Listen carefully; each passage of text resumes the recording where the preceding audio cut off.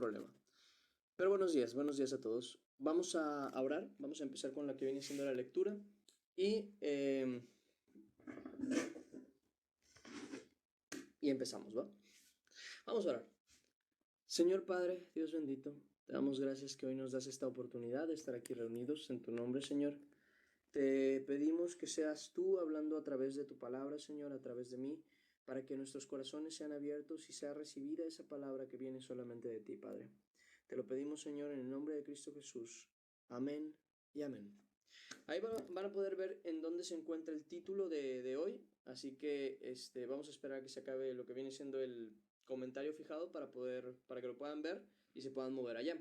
Esto se encuentra en primer libro de Reyes, capítulo 22, versículo 29 al 40. Vamos a estar viendo 11 versículos muy interesantes y que al menos a mí me gustan bastante por un motivo que ahorita vamos a estar observando, ¿va? Principalmente.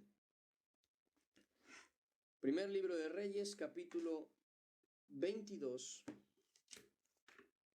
Primer libro de Reyes, capítulo 22, versículo 29 hasta el 40, que eso es lo que vamos a estar viendo el día de hoy. Por cierto, estuve leyendo hace poquito justamente el libro de Isaías y de Jeremías. Ahorita ya voy en Jeremías. Oigan, están muy bonitos los libros, muy bonitos y muy feos al mismo tiempo los libros de los profetas, tú, porque ¿por qué feos? Porque duelen, tú, duelen. Duele ver cómo Dios habla de la traición de su pueblo y sí duele, dices, chanfle, sí, sí, no lo merecemos. Porque nos pasa también a nosotros, eso es lo malo. Eh, léanlos, les recomiendo bastante Jeremías. Jeremías es un libro que a mí me gusta mucho. Isaías también, para los que quieren conocer un poquito más del Evangelio, también sirve bastante. Pero Jeremías es de mis favoritos justamente por ese hecho, ¿no? Te hace ver la fidelidad de Dios contra nuestra infidelidad y muchas veces eso nos ayuda a ponernos en perspectiva y a llevar al arrepentimiento al final de cuentas. Pero bueno, tema aparte. Esto se encuentra en el primer libro de Reyes, capítulo 22, versículo 29. Y seguimos con lo que viene siendo la historia del rey Acab y del rey Josafat, que habían ido en guerra contra el rey de Siria, ¿no? En Galaad, que no habían querido escuchar al consejo de Micaías y prefirieron escuchar el consejo de los falsos profetas, o bueno, más bien de los profetas que habían sido engañados por el espíritu engañoso, ¿no? Por la mirada o la visión que estaban teniendo ellos y no poner primero la visión de Dios, ¿no? Principalmente. Y esto lo podemos ver, como decía, en el capítulo 22, versículo 29. Y dice de la siguiente manera: Subió pues el rey de Israel con Josafat, rey de Judá, a Ramot de Galaad. Y el rey de Israel dijo a Josafat: Yo me disfrazaré y entraré en batalla, y tú ponte tus vestidos. Y el rey de Israel se disfrazó y entró en batalla. Y esta parte es bien importante porque muchas veces vamos a ver esto, ¿no? De que la gente va a querer prevenir muchas cuestiones, va a querer evitar muchas situaciones, va a tener planes para muchas cosas, pero al final de cuentas, si algo tenemos que entender es que no importa cuánto queramos planear algo, si no es de Dios, no va a suceder. Y si no importa qué tanto queramos planear algo, si Dios quiere que suceda, va a suceder. En este aspecto pasa lo mismo en cuanto a la palabra del Señor. Da igual si nos dicen, tienes que evitar esto, si no te va a pasar esto y tú no lo quieres dejar de hacer y buscas el plan para que tú sigas haciendo lo que haces, pero sin que te suceda lo otro. Y ahí es donde entramos en un detalle porque tratamos de competir, vamos a decir así, entre el control de Dios y nuestro control. Y sabemos que no hay manera de simplemente competir contra Dios. Por eso mismo es que Proverbios, en el capítulo 16, versículo 1, menciona lo siguiente, diciendo, del hombre son las disposiciones del corazón, o sea, los planes, las cosas que uno quiere hacer. Pero, dice, más de Jehová la respuesta de la lengua. En otras palabras, al final de cuentas, la decisión viene de Dios. No importa qué tanto tú quieras ser, hacer o dejar de ser algo, si Dios quiere que seas, hagas o vayas a algún lugar, lo harás. El mayor ejemplo de ello es Jonás. cómo Jonás se negaba justamente a ir a Nínive por sus motivos personales, por los que él pensaba que Dios iba a hacer una cosa y otra, y él no quería ir a ese mandato que le había dado el Señor. Pero ¿qué pasó? Al final, aunque quiso huir, nadie puede huir de Dios. Nadie puede burlar a Dios. La misma escritura lo dice. Dios no puede ser burlado. Es más, por lo mismo la escritura, en Proverbios capítulo 19, versículo 21, menciona que al final de cuentas el consejo de Jehová es el que permanece. Diciendo en el versículo 21, muchos pensamientos hay en el corazón del hombre. O sea, puede haber muchos planes, muchas ideas, muchos, lo que sea.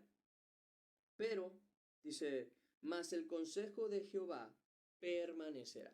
Al final de cuentas, la palabra de Dios es la que permanece. Y lo que Dios dijo va a ser hecho. Por algo es que yo también les aconsejo mucho que cualquier situación, problema o incluso plan y proyecto que tengan, lo pongan en manos de Dios. Todo, para que sea agradable delante de Él. ¿Por qué? Porque así como dice en el Salmo 127, versículo 1, Salmo 127, versículo 1. Aquí está. Si Jehová no edificare la casa, en vano trabajan los que la edifican. O sea, da igual que tanto te esfuerces en hacer algo tú. Si Dios no está contigo, en vano lo estás haciendo. Y si Jehová no guardare la ciudad, en vano ve la guardia. Da igual cuántas cámaras pongas, si tienes animales, perros, para defender tu casa, da igual lo que hagas para la defensa, para el cuidado, para la prevención incluso, si Dios no está cuidando justamente eso que tú estás queriendo cuidar, ciertamente, no importa qué tanto hagas, no va a estar realmente protegido. Y eso es algo que podemos ver 100%. Job, por ejemplo, era un varón de Dios totalmente bendecido, con casas, con animales, con hijos. ¿Y qué pasó? Cuando Dios quitó la protección de encima de él, todo fue destruido. Y esto pasa con todo. Israel es uno de los grandes ejemplos. Israel era una ciudad poderosa que incluso hasta cierto punto tuvo a otras naciones como tributarias. En otras palabras, las había oprimido, por llamarlo de alguna manera, pero para ser más exacto, las había dominado. Y con todo y eso, cuando Dios dejó de proteger la ciudad, cuando les quitó la protección, pues cayeron. Entonces, ¿qué les digo yo? Permanezcan en el amor de Dios, porque así Dios está con ustedes, la protección de Dios está con ustedes, y si Dios está con nosotros, ¿quién contra nosotros? Ahora bien, por este mismo hecho, vemos lo de la palabra. ¿A qué me refiero? O sea, que si Dios dice algo, eso va a suceder. Por eso mismo cuando nosotros recibimos palabra del Señor, y esto puede ser a través de una persona, puede ser a través de un sueño, puede ser a través de nosotros mismos, o sea, que Dios nos lo diga directamente, o puede ser a través de la palabra de Dios, que diga, el que haga esto no permanecerá, no sucederá, tal, y empieza a decir la Escritura cuáles son las consecuencias de vivir una cierta vida, y nosotros vemos que esa es nuestra vida y decimos, Señor, líbrame. Es ahí donde nosotros tenemos que entrar en la humillación para poder arrepentirnos y poder alcanzar salvación, porque si la palabra dice que el que hace tal cosa va a vivir tal cosa, eso va a ser así. Por lo mismo, entra nuestra humillación delante de Dios. Y esto lo vemos como una verdad en Isaías, capítulo 55. Isaías capítulo 55, versículo 11, que habla de la palabra de Dios, diciendo, así será mi palabra, dice el Señor, que sale de mi boca, no volverá vacía, sino que hará lo que yo quiero, y será prosperada en aquello para lo que la envío. Por eso mismo Ezequías, ¿era Ezequías? No me acuerdo si era Ezequías, déjenme se los confirmo. Sí, Ezequías, rey de Judá, cuando llega Dios y le dice, Ezequías, prepara tu cama, porque ciertamente morirás y no vivirás. Lo que hace Ezequías no es, bueno, ya, al rato me recupero, son cosas que dice este loco. No, ni dice nada, o sea, yo he hecho buenas cosas, al final de cuentas, Dios no me va a matar. No, lo que hizo es que se volteó en su cama y lloró. se humilló delante de Dios y dice, Señor, por favor, haz memoria de que he andado en tu camino, en tu palabra, de que he andado en tu verdad. Y entonces Dios manda al mismo profeta que había sido enviado al rey y le dice, ¿sabes qué? Mira, ve al rey y dile, por cuanto te has... no, he escuchado tu oración, creo que le dice, he escuchado tu oración, por tanto, añadiré a tu vida 15 años. Y eso es así. Entonces, como Dios ya había dicho que él iba a morir y que no iba a vivir, no hay nada que él pudiera hacer para cambiar ese hecho. El único que sí podía hacer algo para cambiar ese hecho era Dios. Por tanto, ¿ante quién fue él y ante quién se humilló? Ante Dios. Y nosotros muchas veces podemos entrar hasta en arrogancia. Empezamos a ver problemas que vienen a nuestra vida, empezamos a ver situaciones difíciles en nuestra vida, empezamos a ver que Dios empieza a disponer a hacer algo en nuestra vida que no nos agrada. Y en vez de decir, Señor, por favor, ayúdame, Señor, recuerda que he estado esforzándome por estar en tu camino, y lo que hacemos es, ¿por qué, Dios? ¿Por qué? Si yo he hecho lo bueno, yo he hecho esto, yo he hecho aquello. Y empieza la arrogancia. Y empieza una actitud incorrecta delante de Dios que denota y demuestra que realmente nuestras acciones no han sido hechas en verdadera humildad y amor a Dios. Y eso es algo que nosotros tenemos que tener al menos un sumo cuidado. Que cuando nosotros actuemos conforme a la voluntad de Dios, actuemos como Dios quiere que actuemos, en humildad. Y por lo mismo, y por el mismo hecho, es que nosotros tenemos que tener este cuidado, un cuidado bastante grande de que si algo está sucediendo y sabemos, porque Dios es el que tiene el control sobre todas esas cosas, que viene de Dios, no entremos en la... Ay, perdón. Sí se ve, ¿verdad? Sí. No entremos en la arrogancia de decir, Señor, ¿por qué? Al contrario, entremos en la humildad de Señor, por favor, líbrame. Porque Ezequías tenía un punto, un problema por el cual tenía que morir, había pecado de alguna manera. Bíblicamente no dice la escritura que esa enfermedad que él tenía fuera causa de un pecado, fuera causa de una situación, pero Dios fue y le advirtió y le dijo, ¿sabes qué? Vas a morir, prepárate, porque es el momento. ¿Y qué hizo Ezequías? Él se levantó y dijo, no, ¿por qué? O sea, ¿para qué viví tanto tiempo esforzándome? ¿Para qué tanto cuidé al pueblo de Israel? ¿Para que me mataras? ¿Para que me permitieras morir así? No, sino que humildemente dijo, Señor, acuérdate de que he andado en tu camino, ten misericordia de mí y ayúdame. Que luego vemos cómo nuestra relación, nuestra familia empieza a desboronarse y decimos, Señor, ¿por qué? Si yo he hecho lo que tú me dijiste, y empieza la agresividad contra Dios, cuando es un absurdo. En primer lugar, no hay sabiduría en contender con el Altísimo, dice en Job.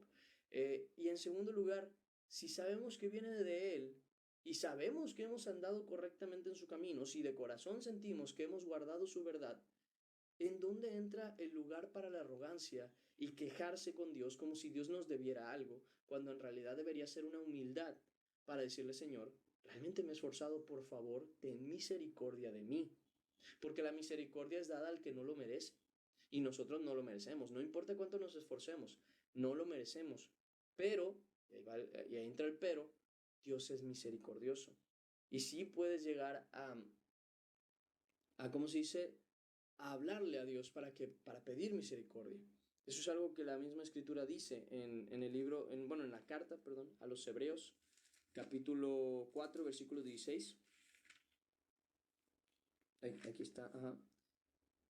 Donde dice, acerquémonos pues confiadamente al trono de la gracia para alcanzar misericordia y hallar gracia para el oportuno socorro. Y eso solamente puede ser de una manera, humildemente. ¿Ok? ¿Por qué? Porque la palabra de Dios es la que termina sucediendo. No importa cuántos planes tengas tú, no importa cuánto quieras hacer tú, si no viene, si Dios no lo quiere, o va a suceder o no va a suceder. Es así de simple. Si Dios quiere, o va a suceder o no va a suceder. Y es la única manera entonces en la que tenemos nosotros de verdad tener, vamos a decirlo así, una tranquilidad, es acercarnos a Dios y hablar con Él. Porque si nosotros queremos hacer algo, si Dios va con nosotros, está listo. pero si nosotros queremos hacer algo y Dios no va con nosotros, de nada sirve, incluso nuestro esfuerzo. Porque aunque logremos algo, es en vano. No tiene fruto, no tiene bendición, no tiene lo que viene de Dios al final de cuentas. Y bueno, vemos aquí con el rey de Israel que justamente tiene esa misma situación, que desea hacer algo, tiene un plan ahí para ganar la guerra o al menos poder sobrevivir más tiempo, y miren lo que sucede. Dice, mas el rey de Siria había mandado a sus 32 capitanes de los carros, diciendo, no peleéis con grande ni con chico, sino solo contra el rey de Israel. Cuando los capitanes de los carros vieron a Josafat, dijeron, ciertamente es el rey de Israel. Josafat es el rey de Judá. Dice, y vinieron contra él para pelear con él, mas el rey Josafat gritó. Viendo entonces los capitanes de los carros que no era el rey de Israel, se apartaron de él. Y un hombre disparó su arco a la ventura. Ventura viene siendo como al azar, ¿no? A la suerte, a lo que caiga. Dice, disparó su arco a la ventura e hirió al rey de Israel, el que venía disfrazado, dice, por entre las junturas de la armadura.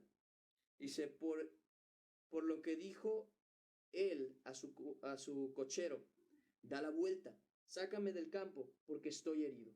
Y aquí es donde entra una cuestión y algo que nosotros tenemos que entender. La suerte no existe. Esto es algo que creo que todos entendemos. El azar mismo no tiene un dominio,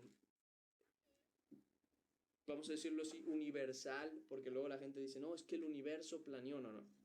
No. Dios tiene control sobre la suerte y sobre el azar. Y esto no es algo que yo pues, me invente o tenga la idea porque sé que Dios tiene el poder y el control, sino que la misma escritura lo afirma. En Proverbios 16, 33, Proverbios 16, 33, que por eso mismo a veces me choca un poquito cuando dicen la gente, no, el azar es malo. Ok, ya, el apostar es malo. El tener esa intención de enriquecerse rápido es malo. Por eso mismo los juegos de azar, son malos. No porque sean de azar, sino porque al final de cuentas te llevan a el vicio, a el enriquecerte rápido, algo que por cierto la misma escritura también dice que no es bueno, que incluso dice que las riquezas conseguidas rápido no prosperarán ni serán bendecidas. Y además, pues obviamente ha provocado muchos problemas los juegos de azar.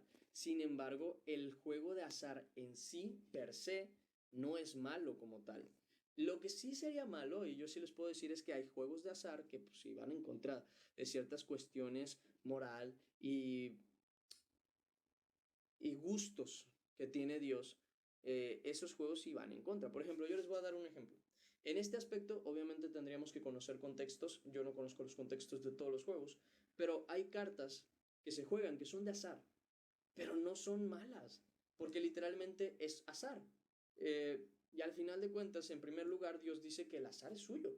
Y en otras ocasiones también dice que todo lo que está en el mundo, toda su plenitud, es de Dios, en primer lugar. Y el segundo es que aquí entramos en esta cuestión, no viene nada que pueda ser perjudicial, perdón. No tiene ámbitos sexuales, no tiene ni groserías, no te lleva a nada que sea contrario a Dios. Sin embargo, pues sí, obviamente no, como muchos dicen, pues evítense las apuestas. No porque per se sean malas, sino porque, bueno, primero que nada alimentan la avaricia, alimentan el gusto por el dinero, empobrecen en muchas ocasiones, entonces no vale la pena hacerlo con dinero, pero como juego no tiene nada de malo. No tiene nada de malo, ¿por qué? Porque vuelvo a lo mismo, el azar y la suerte están en las manos de Dios, en primer lugar. Y ahora bien, en esta misma cuestión, sí les advierto, hay juegos que sí no convienen. Unos de ellos que no me gustan y generalmente no lo recomiendo es la lotería. Y mira que yo soy mexicano. No me gusta la lotería. En primer lugar, porque la lotería básica trae al diablo y trae a, ¿cómo se dice? Al borracho, trae una sirena. Y si han visto las cartas originales, la primera, la sirena no trae nada aquí. Y segundo, el diablo, pues, ¿para qué lo quieres ahí? Entre otras cuestiones que trae ahí, entonces dices, ¿para qué? Para que además en los contextos que generalmente se utiliza este tipo de juegos, pues no son muy buenos, que digamos.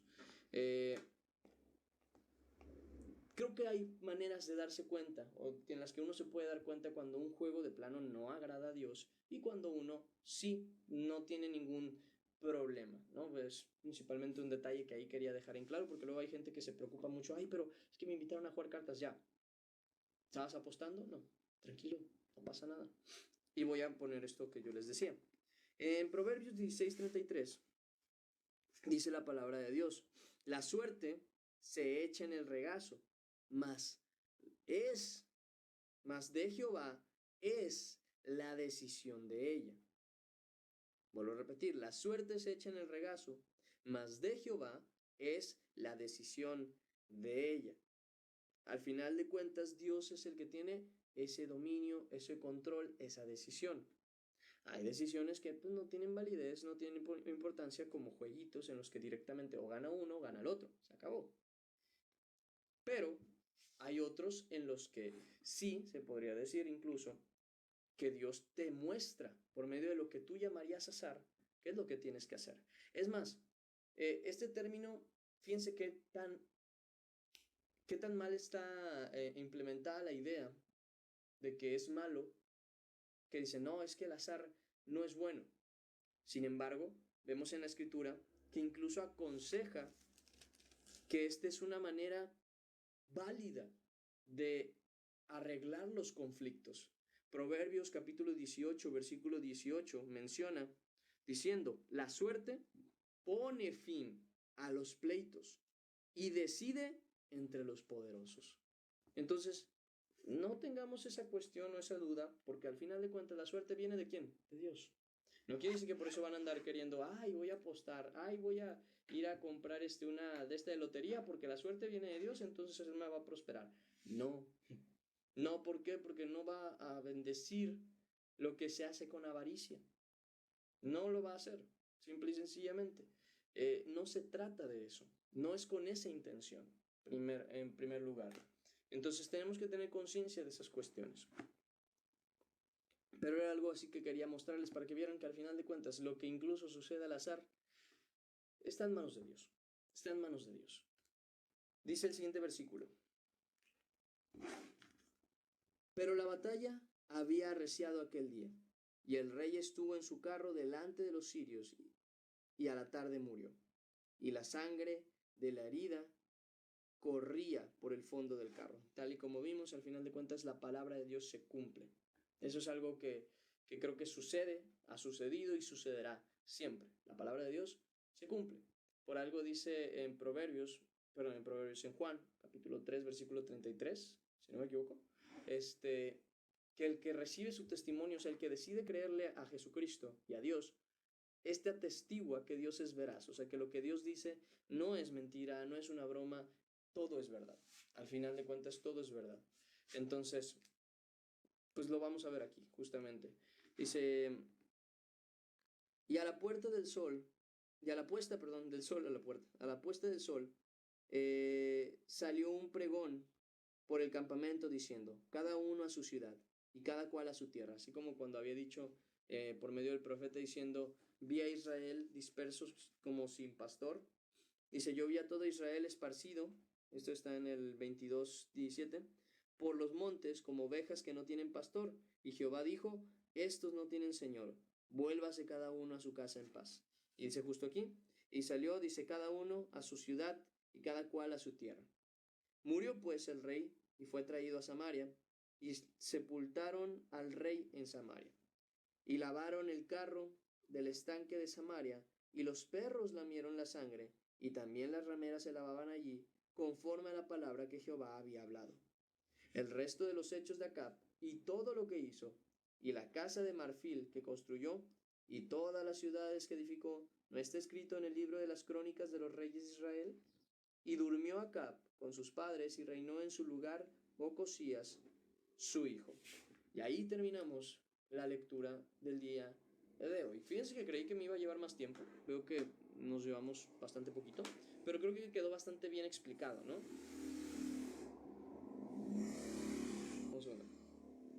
Que en primer lugar, y yo creo que es lo más eh, plausible, lo más notorio, lo más claro, es que las decisiones están en las manos de Dios.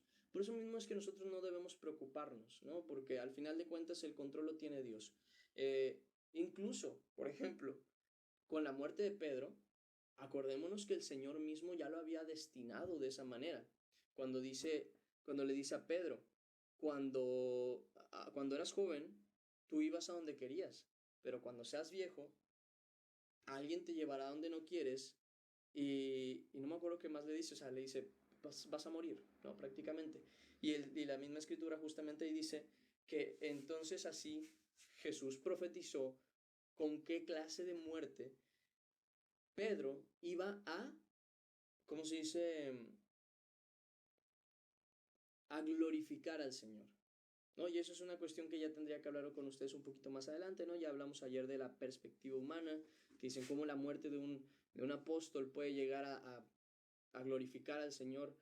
Bueno, la perspectiva divina va más allá y les explico por qué. ¿Por qué la muerte de un hijo de Dios puede llegar a ser gloria para Dios si nosotros tendríamos incluso... Ah, mira, ya me puedo acomodar. Podríamos llegar a considerar que sería como lo contrario, ¿no? O sea, la vida de un hijo de Dios es lo que realmente podría dar honra a Dios. Bueno, les explico. Si yo digo que creo en algo y lo defiendo y lo defiendo y lo defiendo y lo defiendo, tiene validez hasta que algo malo me pasa y entonces decido si quedarme o no en mi postura. Porque ciertamente la veracidad tal vez no la puedo mostrar delante de ustedes, pero la credibilidad de lo que estoy diciendo para saberse que no es mentira, sí se puede conocer por medio de mi eh, permanencia en esa, ¿cómo se dice? En esa postura. ¿Cuándo? Cuando algo malo me pasa. Cuando puedo llegar ¿cómo se dice? A decidir otra cosa y salvarme. En el caso de los apóstoles era lo más de lo mismo. Ellos predicaron a Jesucristo como resucitado y a Jesús como el único y verdadero Cristo y el Señor. Y sabiendo que Jesucristo había sido enviado como Cristo aquí a la tierra, el Hijo de Dios, para darnos salvación. Y que no solamente eso, sino que también había resucitado a los muertos. Porque incluso una de las cosas que les negaban a los apóstoles era, no prediquen en el nombre de Jesús. Y ellos decían, no, es que Él está muerto, mientras que ellos decían, no, Él está vivo y está a la diestra del Padre. Y entonces, ¿qué pasa? Cuando uno afirma tanto eso y llega un concilio, llega una autoridad o incluso personas malas a quererte tomar y decirte, ya niega eso o vas a morir. Claro, el miedo de la muerte, si es que hay una muerte y lo que tú dices no es verdad, porque tú dices, no, es que hay una vida después de la muerte, esta vida no tiene importancia, esta vida realmente no tiene valor, sino lo que importa es lo que viene más allá, que viene de Cristo, que es cuando Él se revelará y nos revelará juntamente con Él. Si tú de verdad crees en eso, tu muerte te va a dar igual. Sin embargo, si no crees en eso, en ese momento va a ser probada tu fe. ¿Por qué? Porque te van a decir, si no aceptas esto o esto o aquello, vas a morir. Y no, perdón, por favor, perdónenme la vida, era mentira, lo hice por este y este motivo, y entonces se notaría y se demostraría que realmente no era verdad. O sea, no era verdad lo que se decía, no se lo creía esa persona.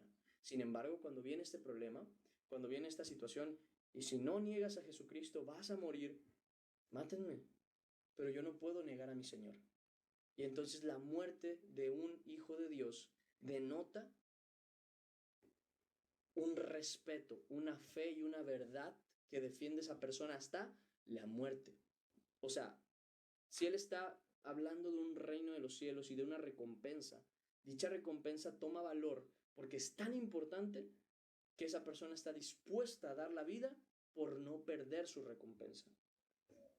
Eso es lo mismo que nosotros debemos ver y lo que nosotros debemos ver en cuanto a ese tipo de cuestiones.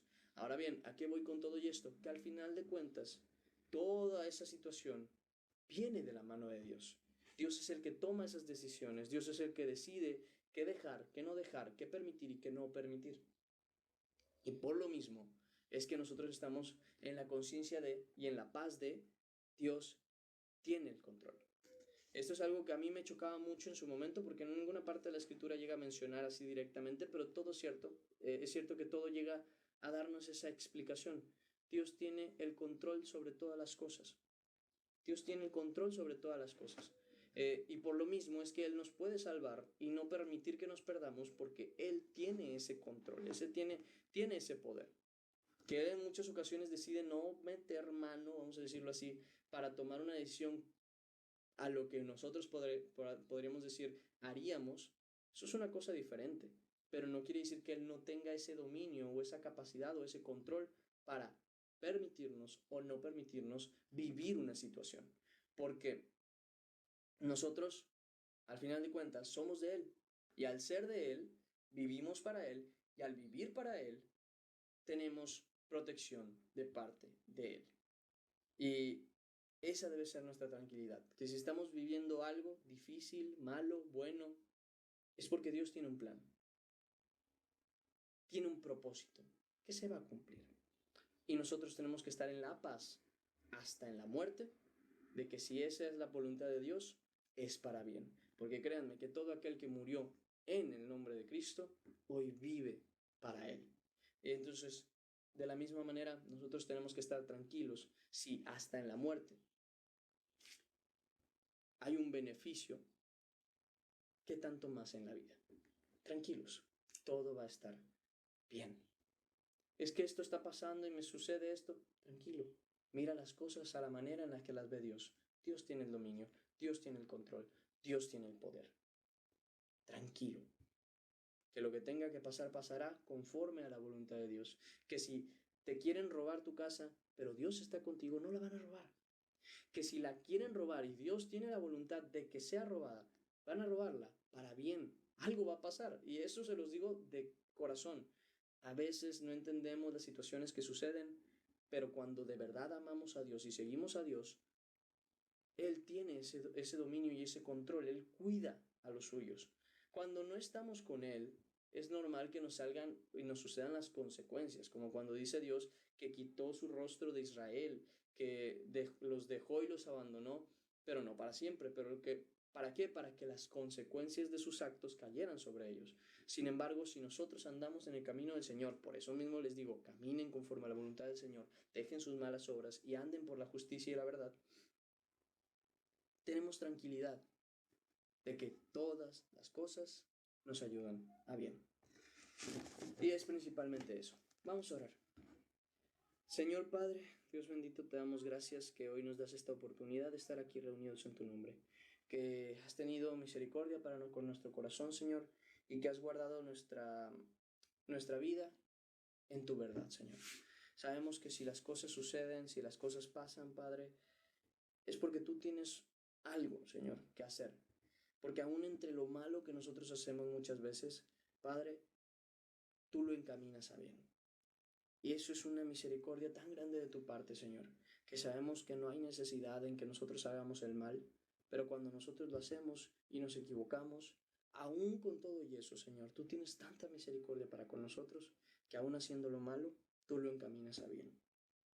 Padre, gracias de corazón por todo el cuidado que has tenido con nosotros, Señor.